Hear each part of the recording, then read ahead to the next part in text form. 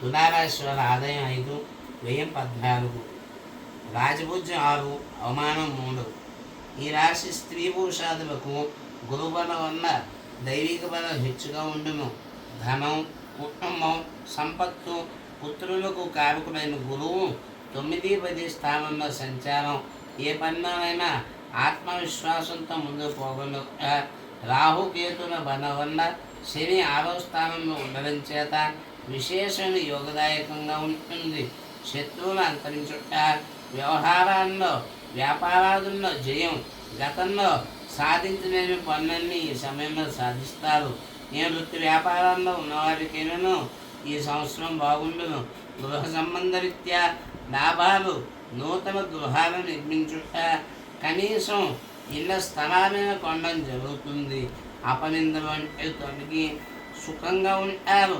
మనోవాంఛలు నెరవేరుతాయి. ఆదాయానికి మించిన ఖర్చు కూడా చేస్తారు.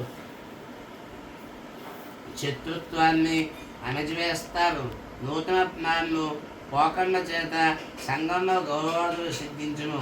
పుణ్యక్షేత్ర సందర్శనం, గృహంలో వివాహాది శుభకార్యాలు కలిసి వస్తాయి. ప్రతి చిన్న విషయం మీకు అనుకూలంగా మలుచుకుంటారు. 10వ స్థానంలో ఉన్న గురువు వల్ల గృహ సంబంధమైన ఆర్థికంగా ఒత్తిడి, ఒడిదుడుకులు,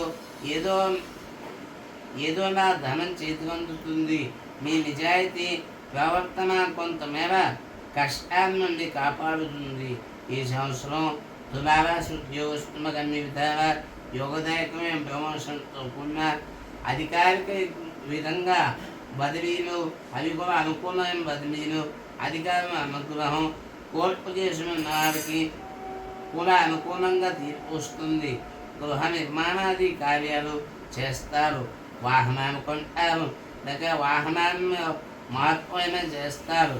ప్రభుత్వ ఉద్యోగులకు అనుకూలత, నిరుద్యోగులకు ఈ సంవత్సరం ఖచ్చితంగా ఉద్యోగం వచ్చి తీరుతుంది.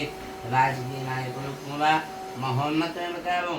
వారు ఉన్నతమైన పదవిని అధిరోహించి అనుకూలమైన మార్పు చేర్పులతో తమ పార్టీని కొనసాగించడంలో ధైర్యవంతులుగా ముందుకొస్తారు. ఎత్తులతో తమ జిత్తులతో ప్రతి ప్రత్యర్థిని మట్టు కల్పిస్తారు. అంతిమ విషయం మీదే.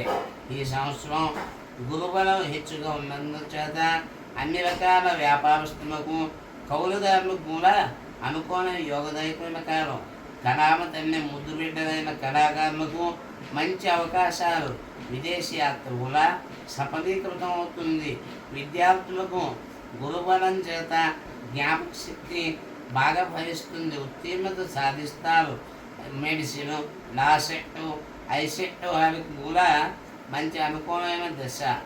ఇక వ్యవసాయదారులకు 2 పార్టీలు కూడా ఫలిస్తాయి. కాబట్టి ఏమాత్రం ధోకా లేదు.